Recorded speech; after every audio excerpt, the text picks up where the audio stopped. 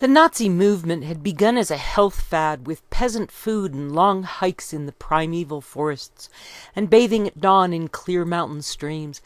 And they had bonfires on weekends and thrilling torchlight parades in the same tradition Nietzsche had enjoyed in his school days. People joined the Nazis because it was a lot of fun, waving flags and marching in parades with brass bands and singing at the top of their lungs, and they would dress up like old Greek gods or medieval knights, and they would play Wagner endlessly without ever getting tired of it. People were less interested in what Hitler had to say than how he said it, and in January of 1920 they'd given away free beer and free food in a restaurant called the Furstenfelder Hof, where they also held their meetings.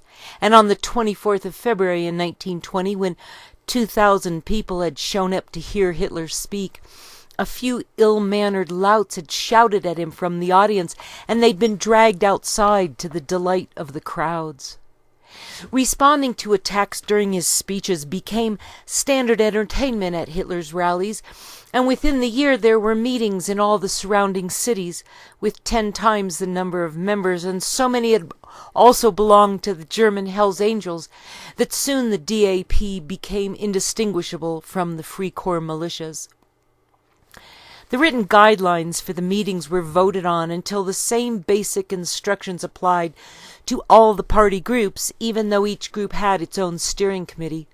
And a group of party groups was called a circle, and the flag had a swastika in a white party circle stamped over the red menace, and the swastika was the Norwegian symbol of the cross of St. Hans.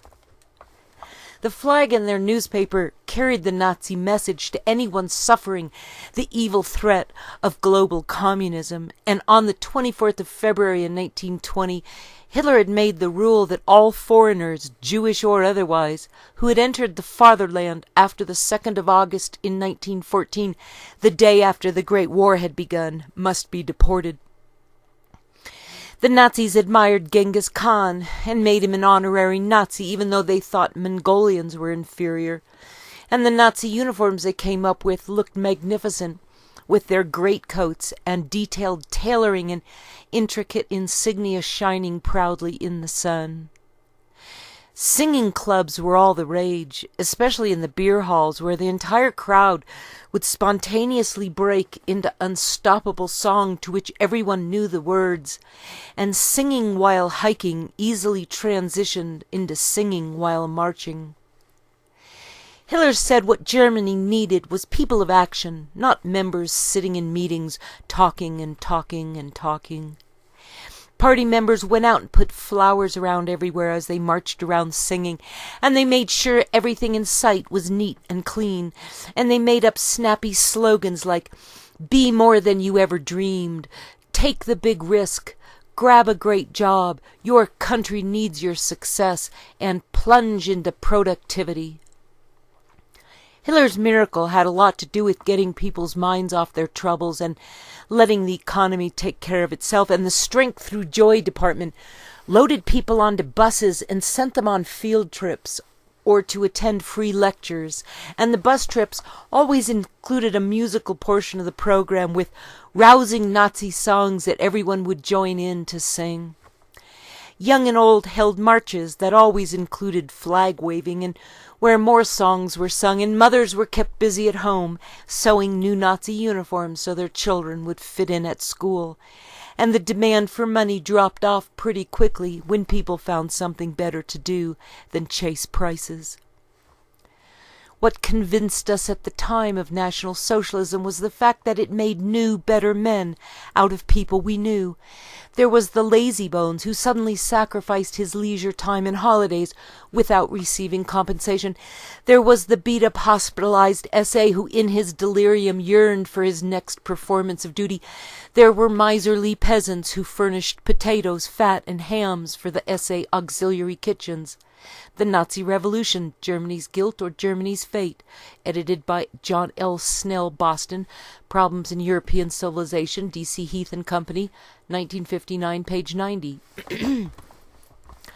When asked what Hitler was talking about, people would insist that he was going to save Germany, But they weren't even sure where Germany's borders were, or who qualified as a German, and they certainly couldn't decide what was the religion of Germany. So Hitler explained that Germans were those who spoke the language, and that made sense to just about everyone. Hitler cut back on his speeches because people had already memorized them, and it was always the same message, so Hitler spoke less often to stretch it out. Hitler had learned a lot about law enforcement from his admirers working in the administration of Landsberg prison while he'd been writing Mein Kampf. And in July of 1927, a revised edition of the book was published, and with the new edition, he formed an investigative and mediation committee to patrol and police the party members. Due to popular pressure and his willingness to monitor the Nazi movement internally, the government's speaking ban was lifted in March of 1927, and Hitler was free to give speeches in public again without interference from government workers who sometimes felt at odds with Nazi policies. The party reopened their 8 p.m. meetings, and they sold little Nazi flags and copies of the newspaper in the back of the rooms. And Hitler would tell the membership to concentrate on working the program first, no matter what. And he said that fighting with the French groups or any other outside circles would hurt the party by distracting them from rooting out the enemies within their own membership. The result was that some were expelled for helping the Weimar government resist the French occupation of the Rhineland. Hitler was making enough money from sales of Mein Kampf to finance the Eagle's Nest and to pay for his supercharged 6-seater convertible Mercedes, and people donated furniture to the Eagle's Nest, and the Wagners gave him china and linens, and things were definitely looking up in Germany.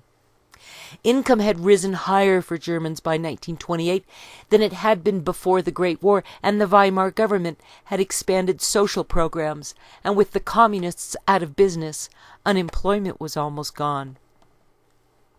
Hitler's books stopped selling as much as before, since anyone who wanted one already had a copy, and it cost $3, while most books were half that much.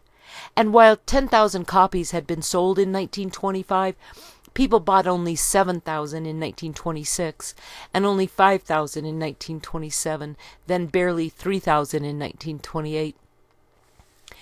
That year, the Nazis won 12 seats in the Reichstag out of 491 in May of 1928, one of which went to Goering.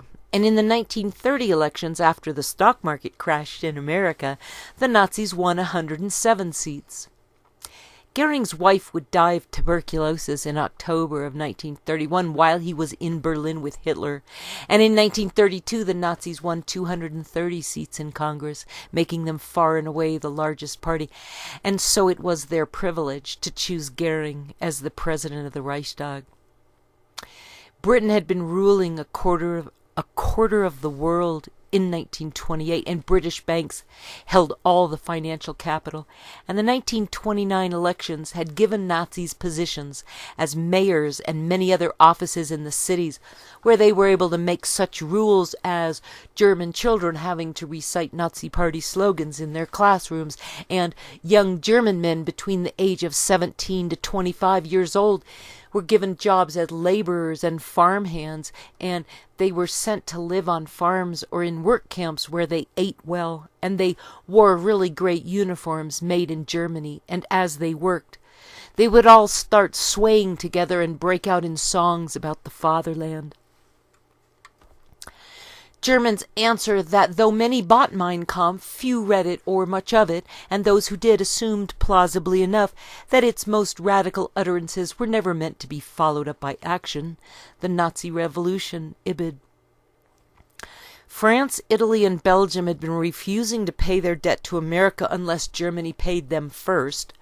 So America had been loaning money to Germany to allow them to pay France and Britain, and then these could pay America, but Britain had been objecting to America helping Germany. America wanted Germany to get back on its feet after the Great War and had bought up German mortgages and lent money to German businesses. And when the American stock market crashed in October of 1929, both Germans and their American friends were denuded of funds for rebuilding Germany. Not just private banks, but the U.S. government had been lending money overseas to countries that were defaulting, and the American Young Plan, presented on the 31st of August in 1929, would be passed in 1930 to replace the previous arrangement of American banks helping Germany pay reparations to France and Britain. This new Young Plan opened a Bank of International Settlements in May of 1930 to take over the financing of Germany's debt, and the BIS was opened with a loan from America. After the stock market crashed in October of 1929, President Herbert Hoover announced a suspension of reparations in June of 1931 that was approved by Congress in December, scrapping the Young Plan in hopes of bringing some sanity to the German economy, and Britain went off the gold standard, and France and Britain stopped making payments to America since they weren't getting payments from Germany. A year later, when Hoover's moratorium expired in 1932, the three countries of France, Germany, and Britain met for a conference in Switzerland and told America that there was no possibility of any more payments being made to the United States from their debts from the Great War. With the stock market crash of 1929, 2/3 of world trade had disappeared, and unemployment in Germany returned with a vengeance, and once again there were riots in the streets. German people would gather for no particular reason, and all hell would break loose with continual brawls and running street fights, and the British thought it was just like the Germans to behave so poorly. When they'd marched off to the Great War, carefully tended businesses had been left behind, and those jobs were no longer there when they came home 4 years later. Every business had been more like a web of friendships where someone agreed to pay for something with a handshake and a promise, and a warehouse owner would carefully store a year's worth of work for his customers and then wait for them to bring the money and pick up the goods, only to learn that the customer had gone off and gotten himself shot in the trenches.